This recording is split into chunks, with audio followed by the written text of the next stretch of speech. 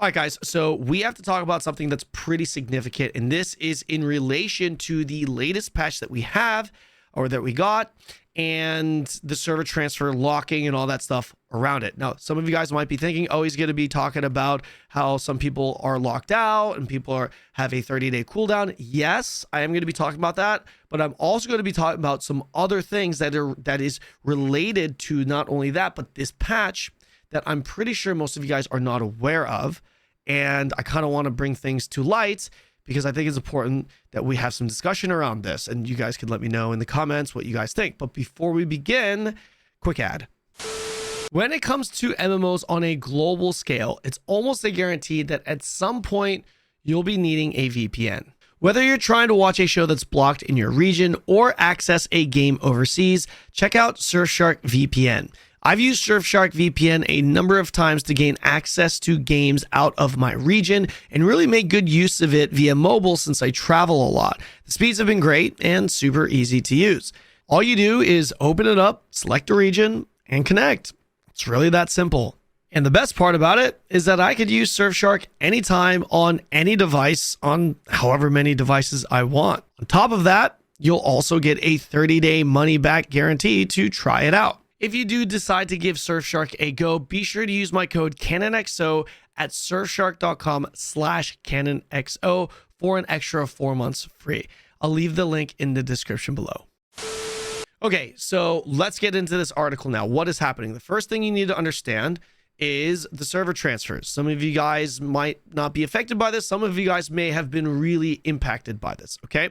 Now, as you can see, server transfer cooldown time has been increased to 30 days between transfers, and the server transfer fee ticket promotion has ended. This, everyone, there's no problem here. Everyone knows that it's not free anymore. But this right here is where people kind of got screwed. There were, I'm sure, a good amount of people that kind of got screwed.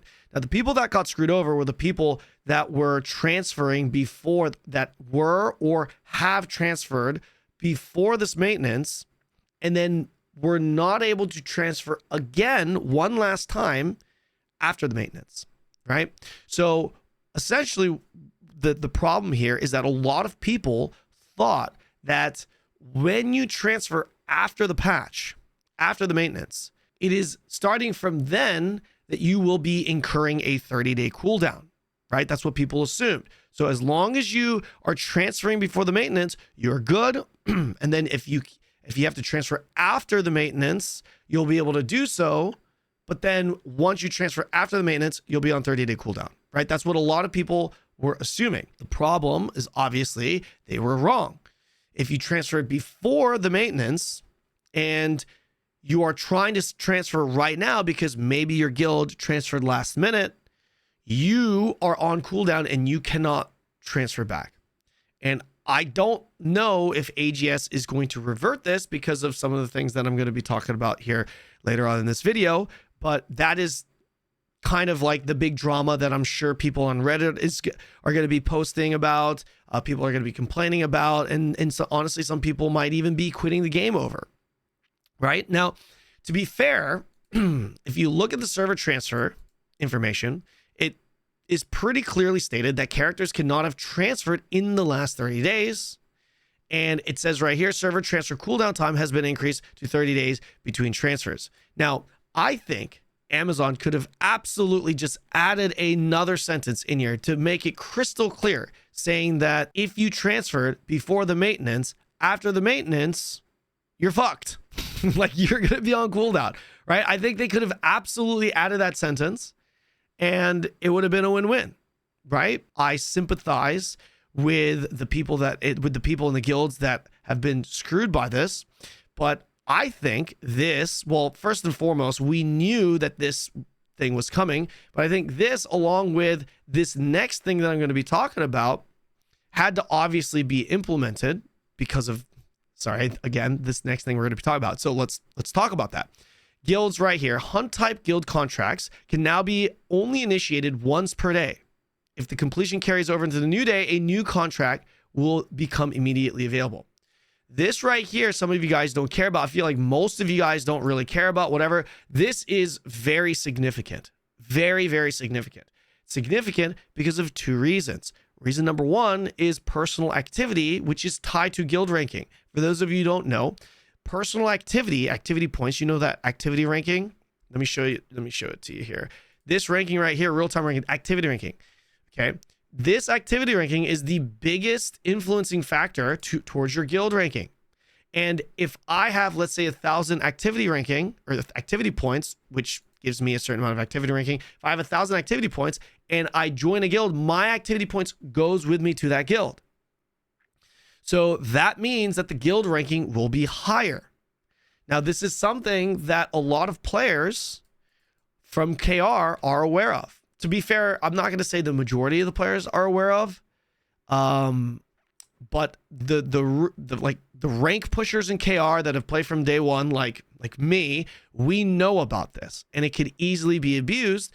How could it be abused? Here's an example. You could have someone that creates a guild and just solo farms these hunt type guild contracts by himself, and it is going to just constantly push his activity points, because in Throne you get activity points for the content you complete, and as you guys know, all the content in the game is essentially gated, right?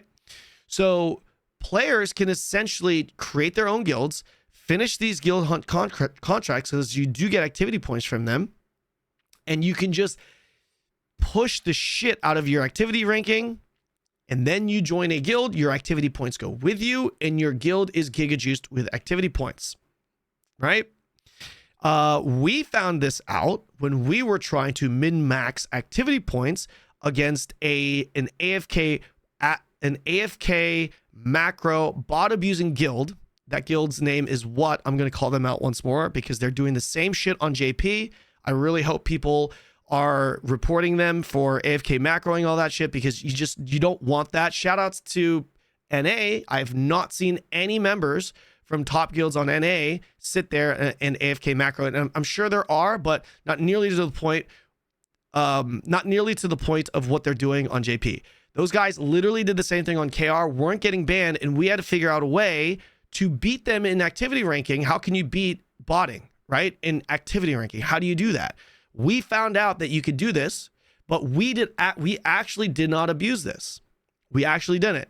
We're thinking about it, but we didn't. That's how I know about this system. But and I can talk about this now because it's been patched. So this is absolutely a W update, right? For sure. Now, here's where this kind of ties into the current problems. Doing this also allows you to level up your guild insanely fast. Insanely fast. If you create a brand new guild as a solo player, if you're doing these guild hunt type these hunt type guild contracts, you could easily level a guild to level 10 within one day by yourself. Now, here's the big problem with all of this. Well, we discovered when we transferred on the last day to a new server that guild bosses, guild raids, the world bosses that you do in the guild raids in your guild hall, we could do them again.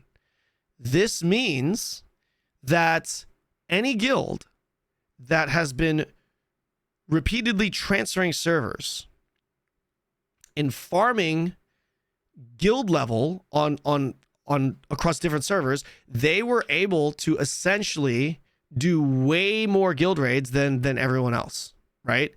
This could have easily been exploited for sure, because all you'd have to do is go transfer to a new server, quickly farm your guild levels, do the guild raids, transfer to another server, quickly do the guild contracts, do the guild raids, rinse and repeat across all the servers, and there you go. Now, this exploit is obviously not something that's just limited to bigger guilds.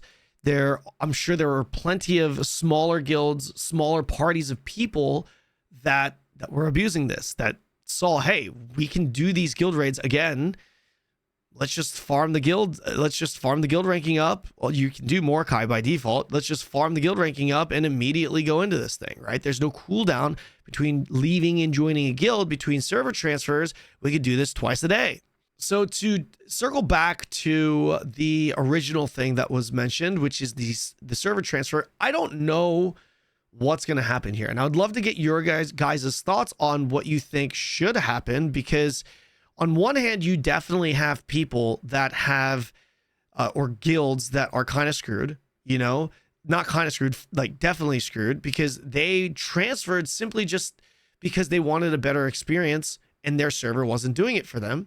And let's be real here, a lot of people were transferring out, they were transferring around the last day, and that kind of did low-key force some players or guilds to transfer as well. And if you didn't have everyone on that last day, now you're kind of screwed, right? Because you don't have your entire family with you. It's split. And I don't know. I feel like it would be great for AGS to do something about that for them, but I don't know if they will and what they will do, because on the other side of the fence, there are very much going to have been guilds that have been abusing the transfer system and getting way more raid bosses or world bosses, guild raids, than everyone else.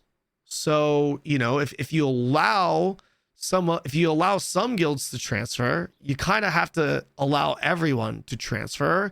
If you allow everyone to transfer, you're allowing the guilds that were abusing that system to essentially abuse it more. Well, at least one more time, right? So I'm not saying that justifies it. I'm just saying that I think this is the situation if I'm trying to look at it from a neutral point of view, right? From both sides. I honestly do not know what the answer is. Of course, for me personally, as a gamer, as a member of the community, I would love for my innocent friends and other guilds to be able to unite their numbers and play the game, because ultimately that's what they just want to do. And I hope that they are able to do that. I just don't know what's going to happen though, because of, you know, everything that I've mentioned in this video. So anyways, that's going to pretty much do it for this video, guys. Let me know what you guys think in the comment section below. If you enjoyed the video, don't forget to hit like and subscribe, and come follow me on Twitch. Maybe we can have a live discussion about this. I'd love to hear your thoughts. I'm streaming on Twitch almost every single day, streaming a lot of Throne, like 12 hours a day. It's crazy. So come follow me on that platform. I'll see you guys in the next video.